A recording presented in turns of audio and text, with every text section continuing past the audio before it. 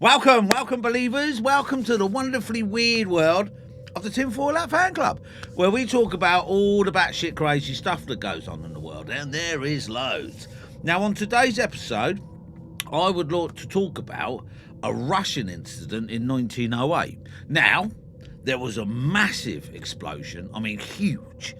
A bit like a nuclear explosion, okay, and this was back in 1908. Now, rumours are it was obviously a meteorite or a comet that exploded above the Tunguska forest, okay, but there's also rumours that it could have been a UFO, or better still, it could have been a UFO shot down by an ancient alien or an ancient civilization, an aircraft device. So, look, stick around and I will tell you all about it.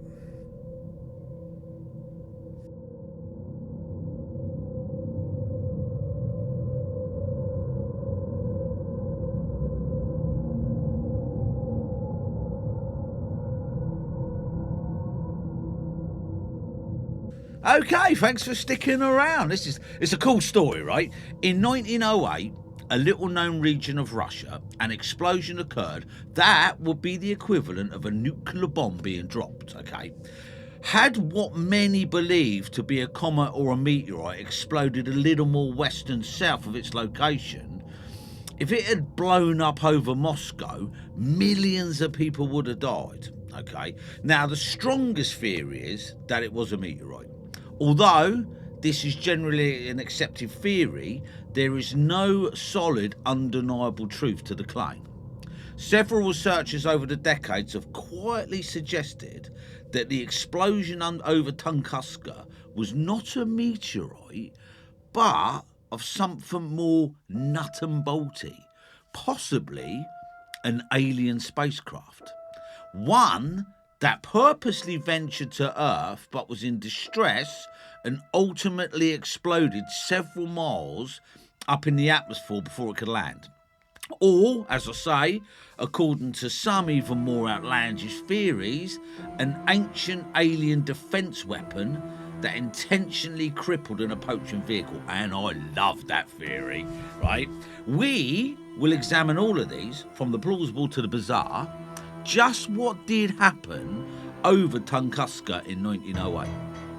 There were no victims of the explosion that morning at a little after 7 a.m. on the 30th of June 1908.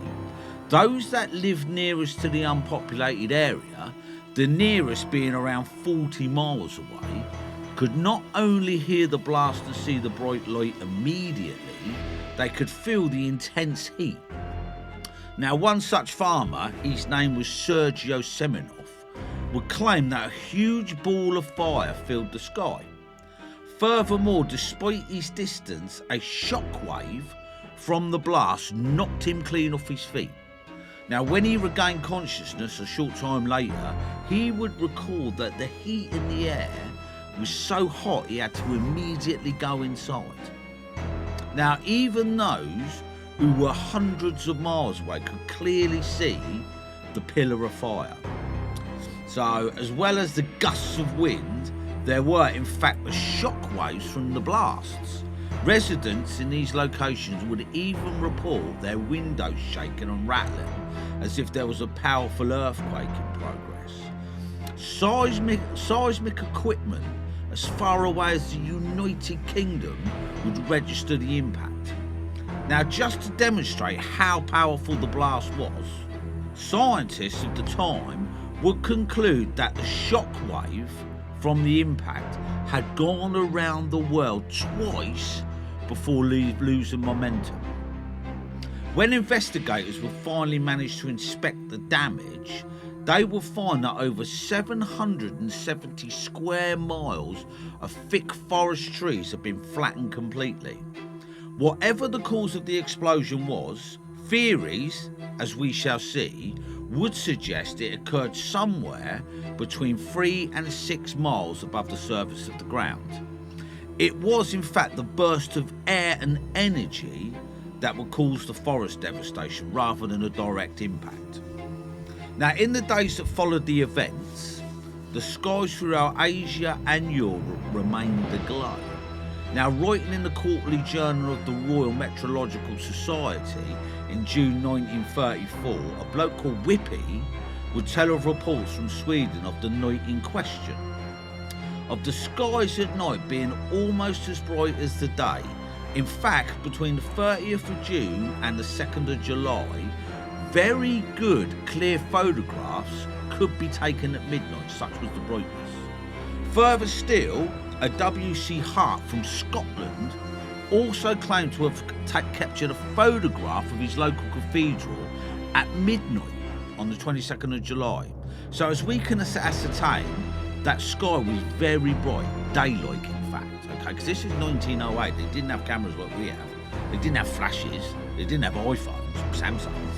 Now, while the witness statements by Sergio Semenov were key into understanding the ferocious explosion, he wasn't the only witness, right? Chuchin of the nearby Shan-Yukar tribe, Shushan would state that he and his brother were asleep in their hut along the riverbank when a whistling and strong wind woke them up. Okay, each of them can feel a shove by an invisible hand, one so hard Shushan fell into the fire. They could hear loud noises outside and the two young boys became extremely scared and upset. So they gathered their sleeping bags and prepared to leave their hut, right? Suddenly, the earth began to move and rock, and a blast of wind so strong it completely knocked over their hut. Shushan was pushed down, trapped by the damaged hut, but he was also able to see what was happening, right? He says from above him, trees were falling and the branches were on fire. The sky was so bright it was as if it was daylight. Then the thunderclap came, even though the morning was sunny and there was no rain falling. So whatever was making that noise, he thought was thunder. Right? While the two brothers struggled to free themselves of the remains of the ruined hut, they would continue to take in the bizarre events unfolding around them. Right? So after having already hearing a distinctive and loud thunderclap, loud enough to scare the two boys and physically knock them down with the wind like aftershock, another such boom sounded throughout the sky above.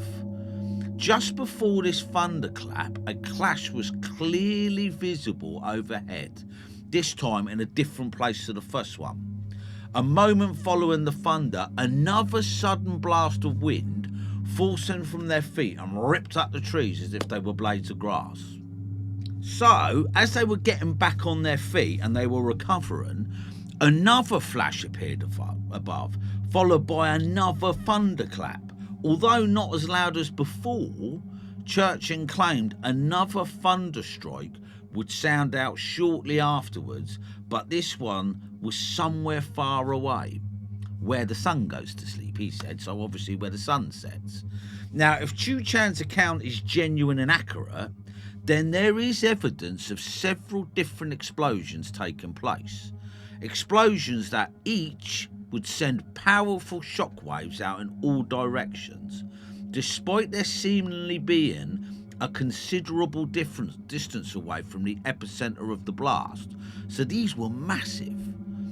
Now, while this could most certainly match a meteorite, certainly one exploding in midair, it all of a sudden opens the door to other, perhaps more outlandish, but no less intriguing and relevant theories. All right, so there was a little village, right? The bright blue-white heavenly body above Karolinska 2 weeks earlier, right? So this was 2 weeks before the explosion. On the morning of the 17th of June 1908, almost 2 weeks before the Tunguska event, according to several local newspaper reports from July of that year, strange activity was recorded near the region. Okay, according to the villagers, in the village of Kurlinski, a bright bluish white heavenly body, so bright it was impossible to look at, descended downwards from above. What does that sound like? Now, they would describe the object as a shape of a pipe or a cigar. It was visible for around 10 minutes before it suddenly turned into a strange black smoke. And I'm going to stick something behind me, right? I wonder if they mean the strange smoke ring seen by UFO witnesses. Okay, and there it is. What do you think? What's weird, at roughly the same time, a knocking sound was heard, similar to, military fire. Dun, dun, dun, dun, dun, similar to that. Now, following this relatively peaceful display, the ground and buildings suddenly shook, and strange flames and shapes appeared in the sky. Was that an ancient anti-aircraft gun called the Cauldron? Was it? We will explore that more in a minute, right? Perhaps interestingly, the author of the report would state on the night in question they heard sounds akin to an artillery barrage. What's more, there were at least 10 of these rounds, and they appeared to have regular timed intervals. Such details would not suggest a natural phenomenon. Okay, so these strange underground rattles in between artillery fire, okay, it's important to remember that. Now, another newspaper report about the same time featured a strange sighting in the village of Kitchimasko at the same date and time. A sudden and strange wind disturbed the residents of the village at a little before 7:45. As soon as the wind came through, a thump was heard, which was followed by the shaking of the buildings as they were hit by a large lock or a heavy rock. Now, what is interesting here is the description of the event was similar to those given by Chu-chan about the Tunguska event 2 weeks later. Residents would report that there were several thumps, each followed by a strong wind. Now, this was 2 weeks before Tunguska. However, by far the strangest detail of the event of the 17th of June was reports of a strange underground rattle in between the thumping noises. Okay, furthermore, these sounds were described as like a railway track with loads of trains on them. Now, even more eyebrow-raising are the claims that following these rattles, there was again another distinctive noise of artillery fire, each round separated by equal intervals, just like the descriptions given by those near the village of Karlinsky. So, after several minutes, the noise and wind ceased. However, in the sky towards the north, a large black cloud hovered in the otherwise clear sky. A black cloud. Now, could that be the artillery smoke? Or could that... Yeah, it could be artillery smoke. By around 3 p.m. that afternoon, the cloud finally began to disperse. The ruin left behind following the incident was huge. It was massive. Many trees were flattened. Others snapped as if they were nothing more than matchsticks. Huge chunks of earth had been thrown upwards and scattered far and wide. For a report for the Soviet Academy of Science in 1928, Leonid Kulik would write, "The whole area bears evidence of an immense catastrophe." Okay, and this is Kulik would lead the first expedition to the area in 1921. Over a decade after the incident. Nevertheless, it is from his investigation that a great many of the witness testimonies come from. During his first trip to the Tunguska River region, he began to formulate his theories that a massive impact, a meteoronic impact, was the cause of the explosion. He would eventually succeed in persuading the Soviet authorities to fund a more extensive expedition. He claimed that he would likely discover meteoric iron, something that could aid Soviet industry immensely. Now, beginning in 1927 and lasting almost 10 years, he would conduct extensive research on the incident and the area. Alright, so he did get his funds. Now, despite the extensive coverage of the terrain, he could find no crater or physical signs of an actual impact. He eventually had to concede that there was no evidence of a meteorite impact with the Earth, so it didn't actually crash to Earth. It is largely from these findings that the widely accepted theory that a meteorite or comet entered the planet's atmosphere that day in June 1908, but rather than impact the ground, it had, in fact, exploded several miles above the Earth's surface.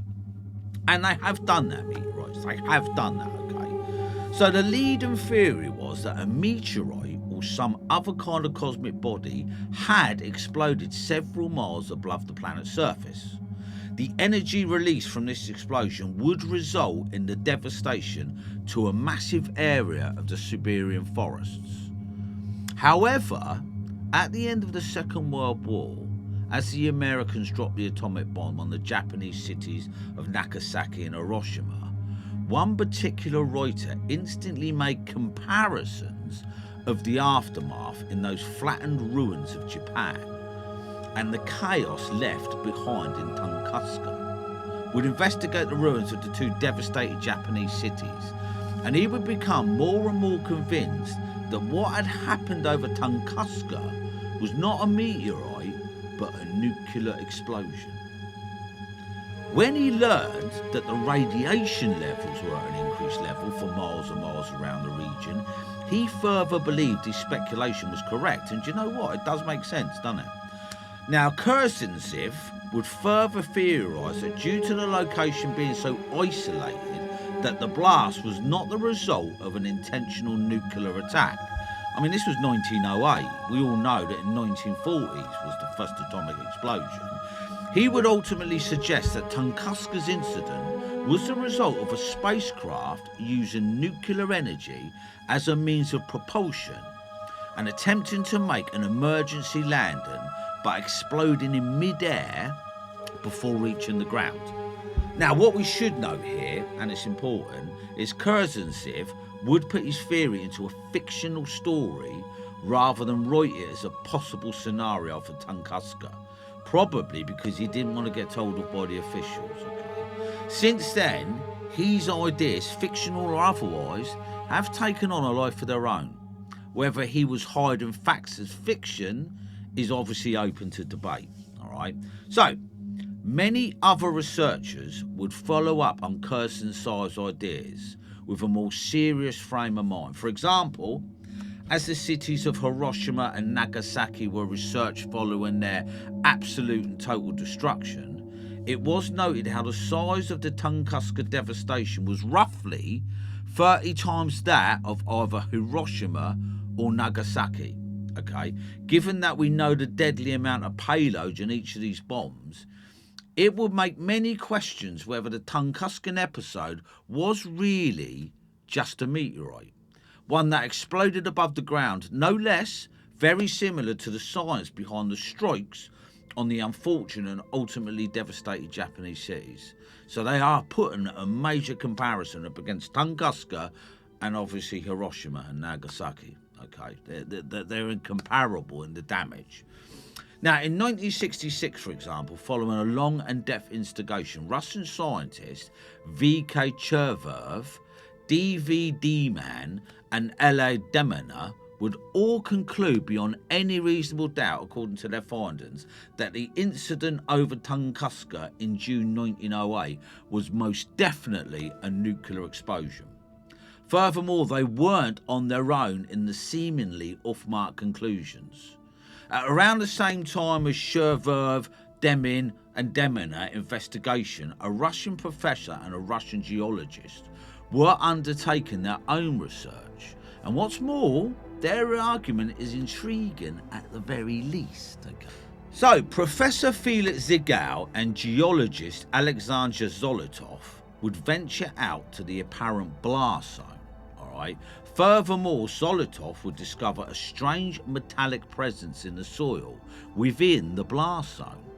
Ultimately, this would lead Zolotov to suggest that the explosive material was encased inside a non-explosive shell when it exploded. That was, he would argue, because the material was of a nuclear type and was likely the propulsion system of what was an alien spacecraft. I love that theory. I love it. Even more intriguing, Segal would speak to several surviving witnesses. And this is really interesting, right? Some of these would state that clear recollection of a fireball changing direction several times on the morning of the explosion. Now, if such claims are accurate, it certainly isn't the behaviour of a comet or a meteorite. Now, interestingly or not, Segal would also obtain a report from an observatory in Poland, right? And it would state that in the early hours of the 30th of June 1908, only an hour or two before the Tunguska incident, they would track a fireball fallen from the sky, right? No different there. But however, rather than merely falling to the ground or burning up, this strange anomaly would change directions on several occasions. That's not a meteorite, okay? Segal and Zolotov would also point to the state of the trees in the area, particularly those in the perceived epicentre of the blast. They would note how only the left side of the tree that faces inwards or towards the apparent blast zone had burn or scorch marks, okay? And that is consistent of a nuclear explosion.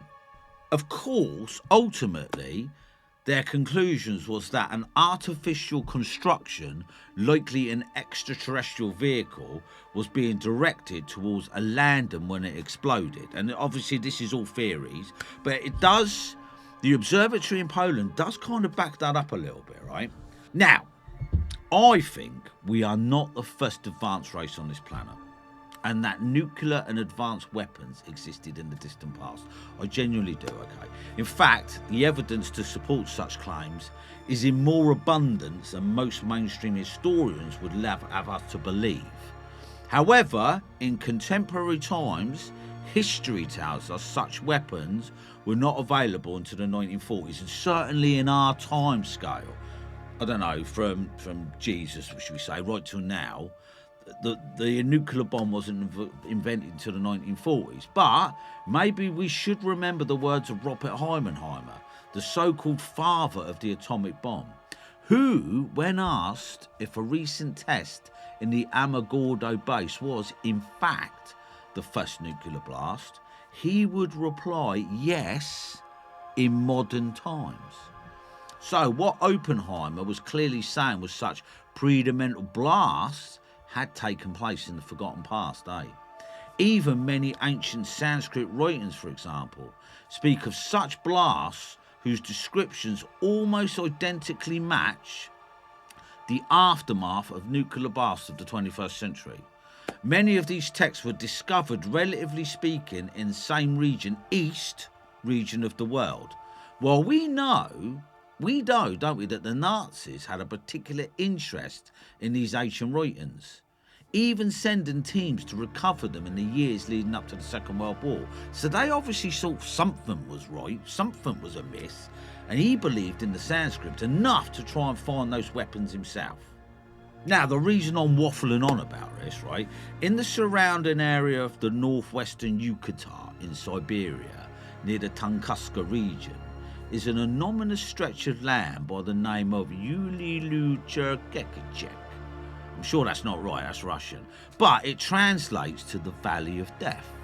Now, what's more, this dark region has a long history of equally dark legends, stretching back almost 1,000 years. In fact, so entrenched in the local population are the legends of the Valley of Death that they rarely venture there and don't advise the various visitors there to even enter. Okay, so they're kind of a little bit scared of it.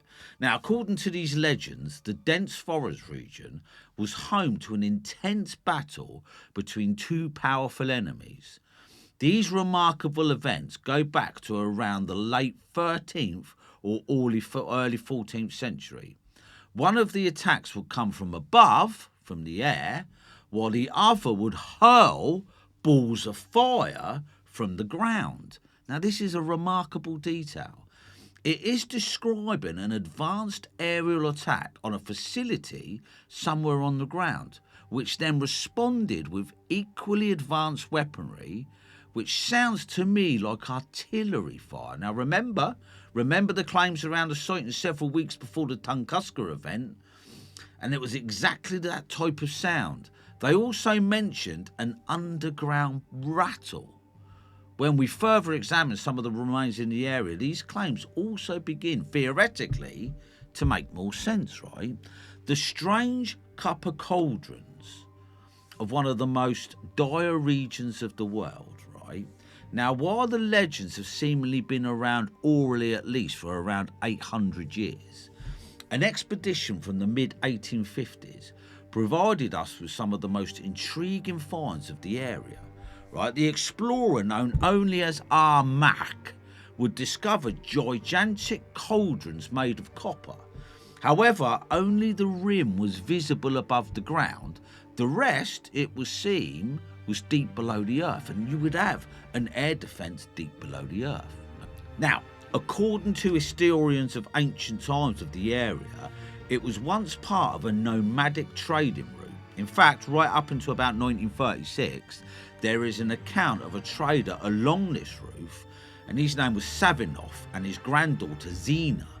Now, one night on their way home, they found one of these reddish arches. The building, with the night drawing in, decided to stay the night. Now, Savinoff, who had stayed in these strange buildings in similar situations before, led Zena beyond a spiral passageway and into a metal chamber.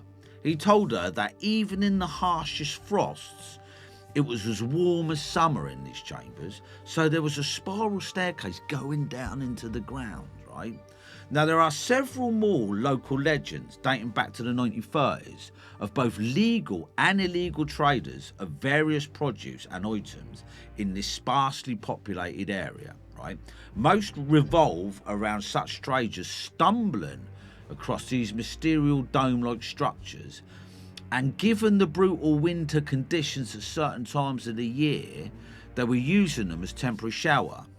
However, many of them would soon become intensely ill with nausea and dizziness, so much so it was preferable to go back out into the elements rather than sit within these menacing cauldrons. So do you think that might have been like a nuclear thing? I don't know. You know, what's making them ill? So, as the legends of the ill health-inducing cursed copper houses of the deep forests of Siberia took on a more momentum, many seriously minded but equally intrigued scientists, explorers and geologists were set out to discover and ultimately rationalise these mysterious structures for themselves. Indeed, to such serious and trained minds there, cauldrons was simply a mix of unknown history and local folklore. Okay. Now, in 1936, one such geologist would venture into the wilderness of the Valley of the Death to do just that, to check these out. He would take with him an elderly and wise native of the area. Now, along the Olgidak River, he and the elder would discover such a structure. Incidentally, according to some researchers, the word Olgidak translates to place with a cauldron. Weird, eh? Now, the unnamed geologist would describe the ruin remains in his report as a smooth metal hemisphere, reddish in colour. Furthermore, the edges of this structure were so sharp and precise that he could cut a fingernail on them. That's his words, okay? Even more remarkable, these dome-like remains, despite at least half of their structure having sunk underground, had such a large entry into them that a person could ride a reindeer under it. And indeed, there is a sketch out, okay, and I'll stick it behind me, and he's doing just that. Now, the view from the sketch above is an accurate representation of how these cauldrons would have looked while still visible and above ground. Okay. Now, they would stay one night in the apparent ancient ruin. However, they were more than familiar with the tales of traders dying suddenly if they stayed too long. Local legend tells even the beasts do not go there. And that's funny about humans, isn't it? You know, the beasts have a second sense. We just stumble in. You know, we just go, oh yeah, we'll check that out. So, what is the connection between these mysterious structures in the forests of Siberia? Named rather ominously the Valley of Death to boot. According to some claims, particularly the local battle legends, these structures are ancient defence weapons against aerial invaders, and what's more, these still active weapons come into action on the morning of the 30th of June 1908. Most likely nothing more than predetermined programming to do so, and turned its attention to whatever came hurtling out of the skies over Tunguska.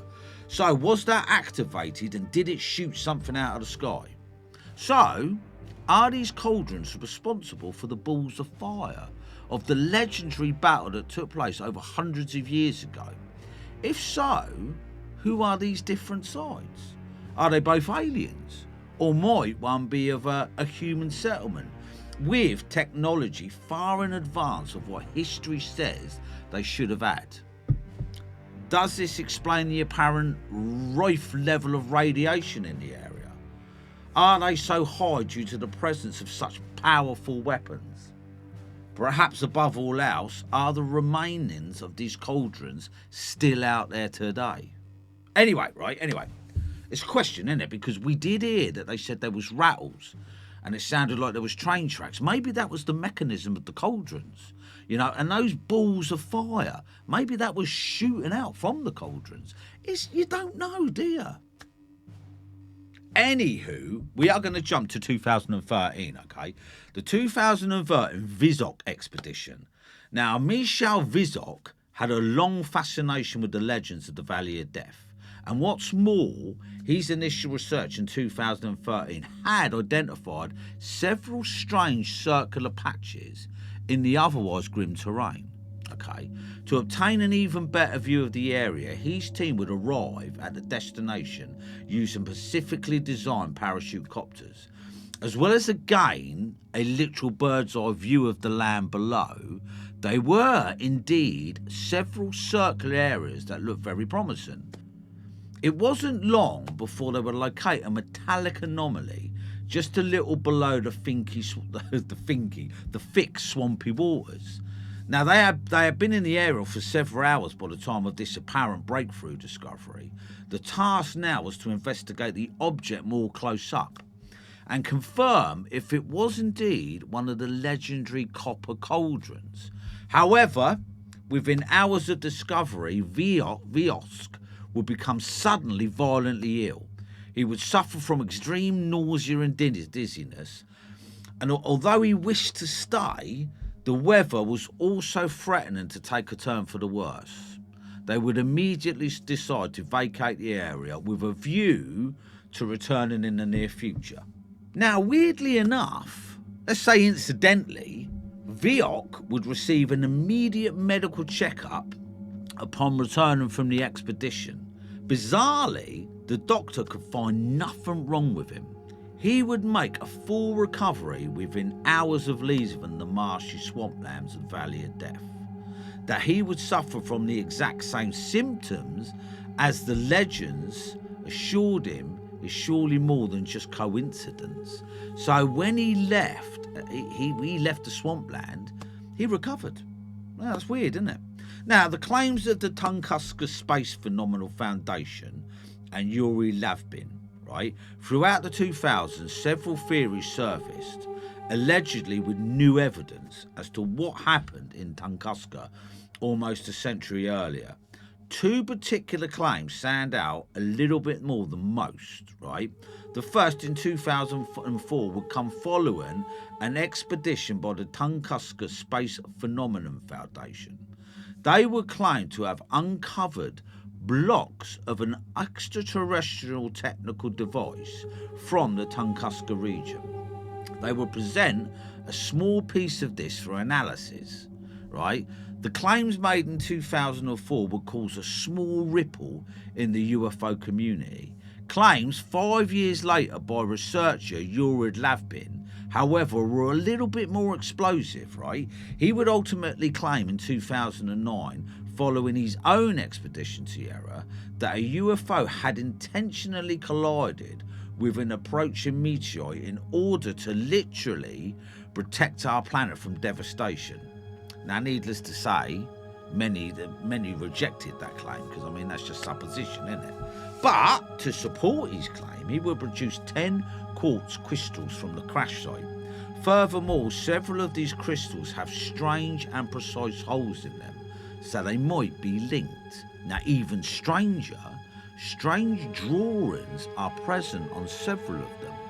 Now, Lavbin would claim that we don't have any technologies that print such kind of drawings on crystals. Now, using the most sophisticated laser machine available, engineers would attempt to replicate the drawings and symbols. However, despite the laser being able to cut through metal, it would barely make a mark on the crystal. Stranger still, and perhaps more intriguing, were the claims of finding thorium silicate. Now that is something only found in space. Now, Lavbin believes these strange quartz crystals were likely part of some advanced space map. That would make a certain amount of sense given we now know the memory storing capability of crystals. So it's not completely stupid, is it? Right, perhaps we should also note that the long history of apparent UFO sightings in pre-Soviet Russia, stretching back hundreds of years, there is no doubt that most meteorite incidents are exactly that and nothing more, all right? But there is also a rich history of UFO activity in the less popular regions of northern Russia and the Siberian region. So, is there any credence to the claims and speculative theories that the incident over Tunguska in the summer of 1908 was really one of an extraterrestrial nut and bolt craft, one that possibly destroyed an incoming meteor, either with an advanced weapon or simply by crashing into and taking the impact in place of the ground? Or might this nut and bolt craft have been destroyed by an ancient advanced technology, possibly extraterrestrial in nature, that has remained hidden in the region referred to as the Valley of Death? I love that idea. Maybe this visiting craft was here through circumstance, themselves in a dire situation that will result in the accidental explosion of their craft several miles above the Earth. Now, all of these are mad, you say, and while some are more than others, the fact is that while the explanation of a meteorite exploding above the surface of the Earth rather than simply impact it, as we might expect, is to perhaps a most reasonable theory, it does remain just a theory. The fact that there is still much uncertainty around the apparent sensible and reasonable explanation maybe should make you go, So, the Tunguska story, what do you think? Please drop me a line, tell me what you reckon. Do you know what? I am going to buy the ancient advanced technology. I reckon they got blown out of the water by the copper cauldrons.